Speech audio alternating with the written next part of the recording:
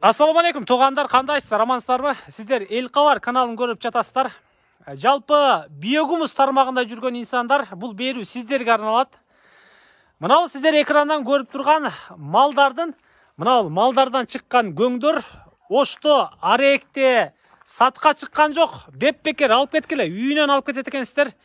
1,5 камаздай бар дейді, портерге 10 камаздай шығып қалады. Біраз ортарақ қылып жүктесеңіздер. Бұйылқы свежий көңдір. Жапалақтан жол шырағынан түзеле оңға жүргеніңіздерді ареке кіріп келесіздер дағын. Мынау көңдірді керек болса жүктеп тұрып тезірек алып кетіп қалыңыздар.